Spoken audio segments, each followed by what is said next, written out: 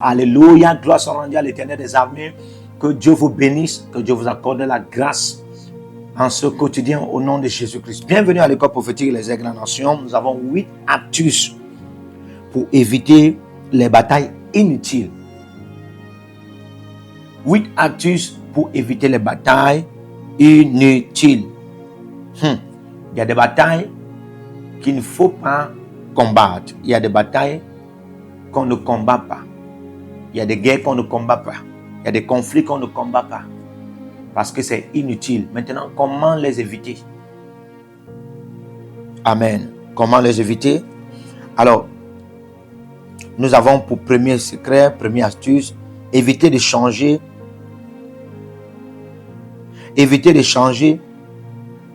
les vies des gens qui ne vous aiment pas.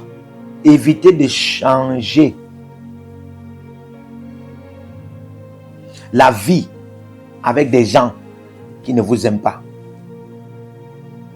Vous voulez éviter les batailles inutiles, c'est un secret fondamental et très principal dans la vie. Un secret très probable. C'est un secret très rentable à mettre en pratique. Évitez de changer la vie avec des gens qui ne vous aiment pas. Vous êtes toujours en relation avec des gens qui ne vous aiment pas. Vous êtes toujours en partage avec des gens qui ne vous aiment pas.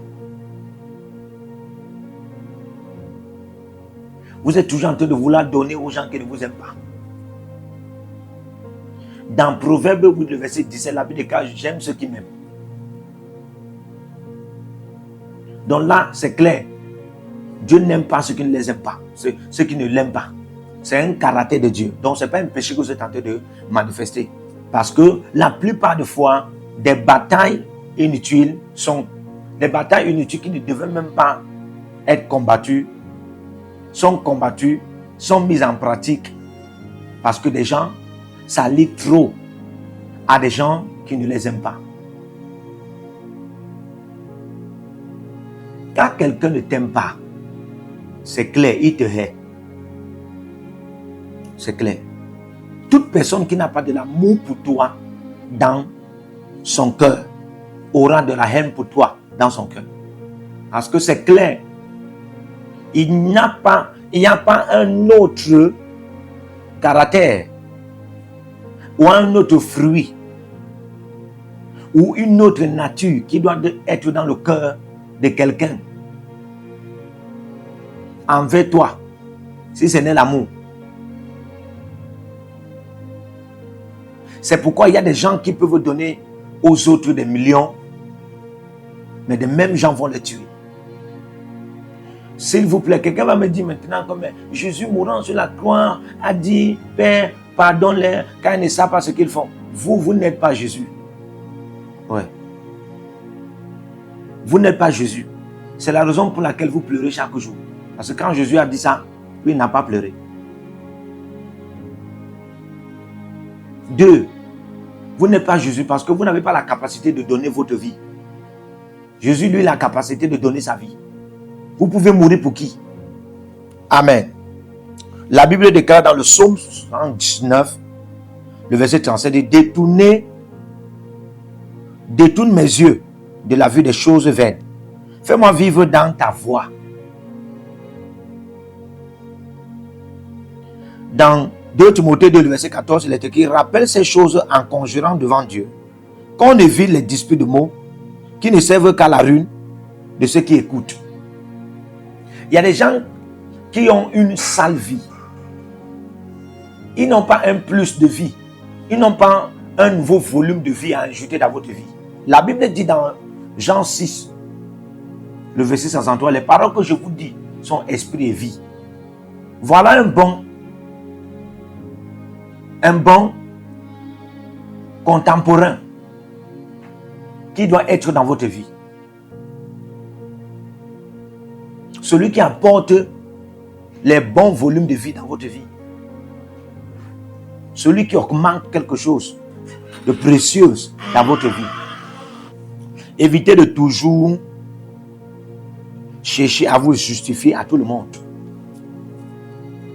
Lorsque Joseph était face à son maître Potiphar et à sa maîtresse, la femme de Potiphar, et même les Égyptiens qui travaillaient là, on l'accusait d'avoir couché avec la femme.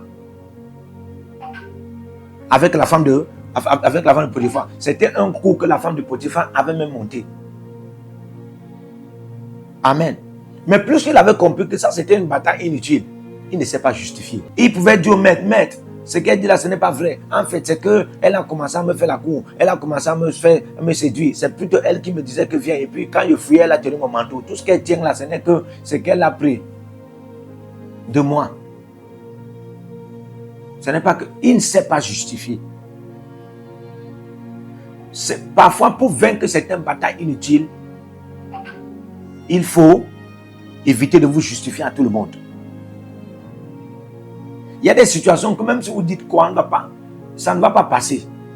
Ce qu'on veut vous faire est déjà programmé qu'on va vous faire. Mais je veux vous dire, quand même ils ont déjà programmé qu'ils vont vous faire, du genre à passer un jugement contre vous, votre manière de vous comporter va révéler votre maturité qui peut vaincre cette bataille sans que vous ne combattez. Amen. Troisième secret, apprenez à tourner le dos contre ceux qui vous méprisent. Apprenez à tourner le dos contre ceux qui vous méprisent. Il y a des gens qui vous méprisent. Il y a des gens qui ne vous valorisent pas. Si vous voulez toujours prendre garde à ceux qui vous maîtrisent, à ceux qui vous méprisent, autant pour moi, à ceux qui vous méprisent, ceux qui vous ridiculisent, vous allez combattre des batailles inutiles. Vous allez combattre des batailles vaines. Des batailles qui n'ont pas de valeur après. Vous avez une bataille inutile, c'est une bataille que toi tu combats aujourd'hui, après tu n'as pas la victoire. Tu n'as pas un bon résultat, tu n'as pas de valeur, tu n'as même pas un repos après. Évitez, il y a des gens qui vous méprisent, ils ne connaissent pas votre valeur. Gédéon était dans sa famille, dans Juge 12. C'est l'ange. Allez, Juge 6, le verset 12. C'est l'ange qui est venu dire à Gédéon, vaillant héros, l'Éternel est avec toi. Aucun membre de sa famille ne lui avait déjà dit la tête. Oh, vaillant héros, l'Éternel est avec toi. Aucun. Si vous attendez toujours que ceux qui vous méprisent vous valorisent, vous allez combattre des batailles inutiles. Et vous n'aurez jamais la victoire. Parce qu'il n'y a pas une victoire après une bataille inutile. Alléluia. Quatrième secret. Souvenez-vous des grandes batailles qui vous ont donné les grandes victoires de la part de l'Éternel. Alors, réjouissez-vous encore et encore. La Bible déclare, je te dis, réjouis-toi. Je dis encore, réjouis-toi. Réjouissez-vous encore. Quand vous vous souvenez, vous voulez vaincre les batailles inutiles. Vous voulez même vous en passer. Le secret, c'est le quatrième. Apprenez à vous souvenir, à vous rappeler, à remettre la mémoire dans le passé des batailles dont le Seigneur a combattu en votre faveur et vous a donné la victoire. Et par cette victoire du passé, des batailles passées données par l'Éternel, il y a un produit de la joie qui peut surgir. Prenez avantage de ces joies et commencez à vous réjouir. Donc ça veut dire que les batailles passées que l'Éternel a combattues ont les victoires passées. Mais ces victoires passées sont en vous. Si vous pouvez vous rappeler de ces batailles passées, vous pouvez remettre en compte ces victoires. Et quand vous remettez ces victoires en compte, une joie peut surgir. Et ça peut vous amener à vous réjouir. Ça peut vous amener à vous réjouir. Et cette réjouissance peut vous amener à éviter les batailles inutiles. Cinquième secret, réfléchissez d'abord et observez la direction du Seigneur pour ne pas devenir inutile. Réfléchissez d'abord et observez la direction du Seigneur pour ne pas devenir inutile. C'est le cas de David. C'est le cas de David. Dans 1 Samuel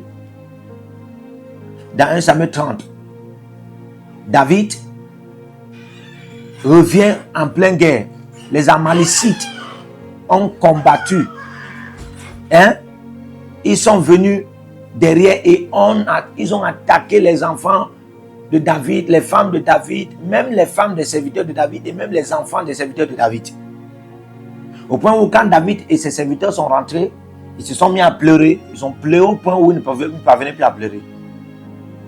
David, en tant que roi et en tant que guerrier, il revenait d'une guerre et puis il avait vaincu. Et c'est un ancien guerrier, quelqu'un à qui Dieu a toujours donné les victoires. Donc, lui là, il pouvait prendre son catalogue de lauréats, son catalogue de victoires, son catalogue de grades, de rangs qu'il a déjà eu par des victoires qu'il a remportées à partir des batailles qu'il a combattues. Et dit que non, moi j'ai de l'expérience, je connais comment il va attaquer les gens. Et il part. Mais non. Il a posé un calme sur lui. Et la Bible déclare, il a fait recours à l'Éternel. C'est pourquoi j'ai dit, réfléchissez d'abord et observez la direction du Seigneur pour ne pas devenir inutile. Parce que si vous ne réfléchissez pas, et vous n'observez pas, et vous n'avez même pas la direction du Seigneur, face à des batailles inutiles, vous allez combattre, en fin de compte, vous allez devenir inutile. Ça veut dire que chaque bataille inutile dont le Seigneur ne vous a pas donné la direction va vous rendre inutile. Donc toute bataille inutile sans la présence de Dieu ou encore sans la direction de Dieu va vous rendre inutile. Ma prière, c'est que Dieu vous donne la direction, afin que les batailles inutiles ne vous rendent pas inutiles. Quand vous êtes déjà inutile, vous n'avez plus de valeur. Et c'est même le plan du diable.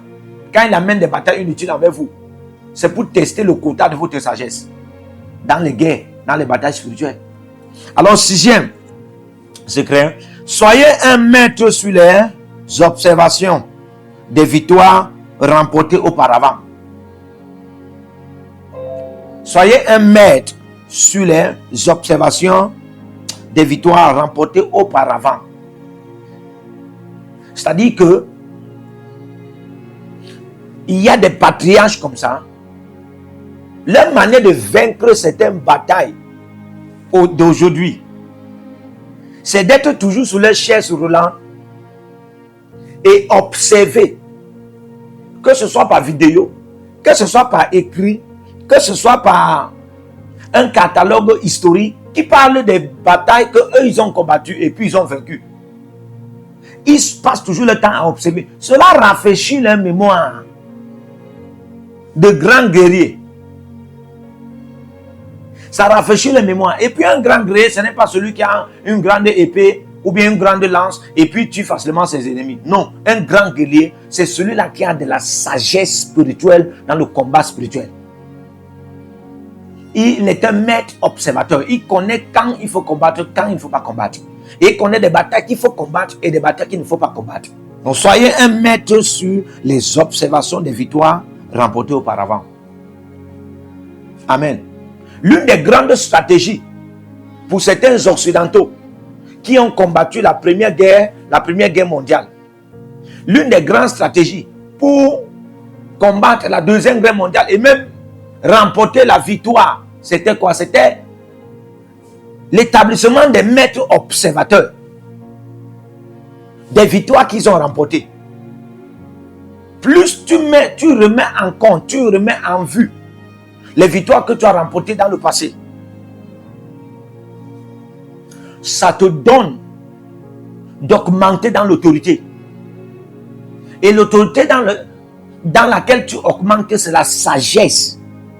C'est la sagesse défensive et offensive dans les batailles spirituelles. Tu connais que tel esprit est là pour me soutenir dans ce combat. Ça, c'est la volonté de Dieu pour qu'il combatte. C'est une saison pour que je combatte. Frère, tout combat qui ne te profite à rien, ne combat pas. Toute bataille qui ne va pas te remporter, ne combat pas. C'est des batailles inutiles. Il faut chercher à les éviter. Et toute bataille dans laquelle la présence de Dieu n'est pas, et tu n'as pas la direction de Dieu, ne combat pas. Évite-les. C'est des batailles inutiles. Septième secret, apprenez à répondre aux batailles inutiles avec la joie et la paix du Saint-Esprit. Apprenez à répondre aux batailles inutiles avec la joie et la paix du Saint-Esprit. Jésus dit, dans Jean 16, le verset 33, il dit que vous aurez des tribulations dans le monde ici. Il dit, mais tenez ferme, car moi j'ai vaincu. Waouh. Tenez ferme, car moi j'ai vaincu. Il dit maintenant, je vous donne ma paix, pas comme le monde vous la donne, mais comme moi je vous la donne. Avec cette paix, c'est une paix qui surpasse toute intelligence des batailles vaines, des batailles inutiles. Amen. On est en train de vous annoncer que non, il y a une bataille qui s'annonce là-bas, et puis c'est comme si c'est en train de toucher ce qui vous concerne.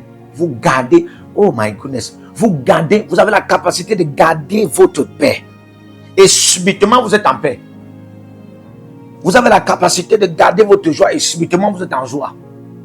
Frères et sœurs, vous allez vaincre ces batailles sans même combattre.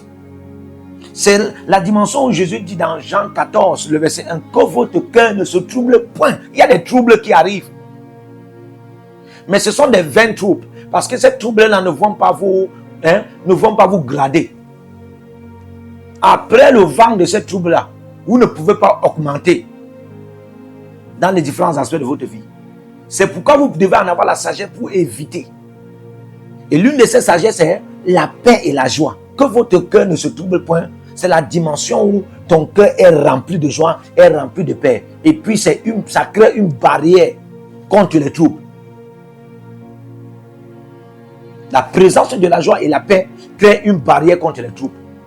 Ton cœur ne peut pas ressentir les troubles et ton cœur ne peut pas être troublé. Parce que ton cœur est occupé par la joie, ton cœur est occupé par la paix. Alors, 8e secret, priez contre le retard au désert. Ouais. Priez contre le retard au désert. Dans tous les aspects de vos vies, tout ce que vous voulez faire, quand vous constatez le retard, priez. Je ne sais pas qui vous priez, ce que vous priez, mais priez. Mais je vous exhorte de prier Dieu. Amen. Priez. Priez contre le retard au désert. Dans tout ce que vous voulez faire. Le désert, c'est des temps de difficulté. C'est un règne de temps de difficulté. Mais alors, il y a toujours ce qui fait en sorte que les difficultés, le temps là soit silencieux, le temps là soit nonchalant. Ça ne passe jamais vite. C'est l'esprit du retard. Alors, priez contre ça. Amen. Quand vous vous mettez en train de...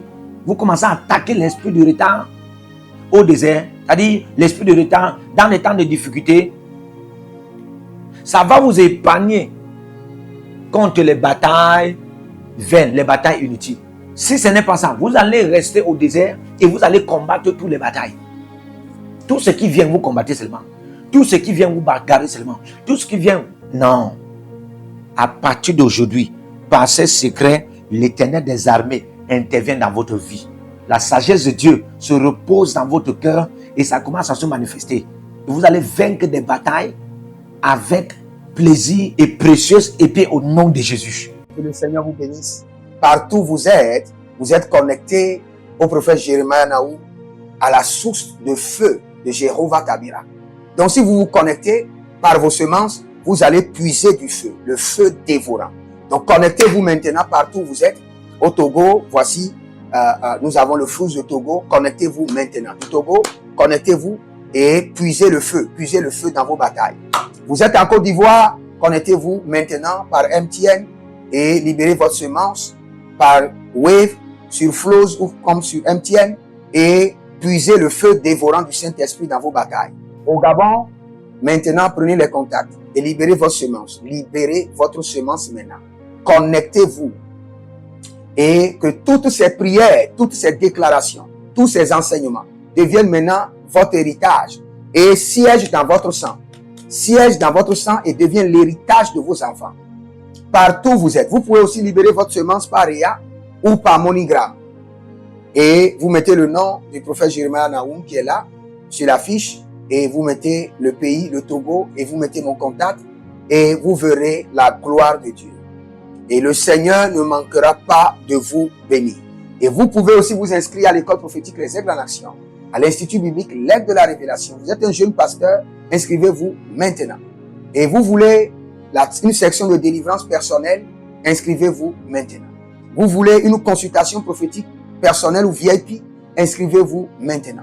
Vous avez quelqu'un qui a été malade et vous voulez que je prenne soin de la personne et que je prie pour la personne. Vous avez quelqu'un qui a une maladie qu'on ne comprend pas, inscrivez-vous maintenant et vous verrez la gloire de Dieu. Tous ces enseignements, ces prières sont à vous, c'est votre héritage. Utilisez-les, priez avec, partagez et vous verrez la gloire de notre Seigneur Jésus-Christ de Nazareth. Et n'oubliez jamais, avant de partir, libérez vos semences et écrivez, l'Éternel a parlé, l'Éternel a agi. Shalom.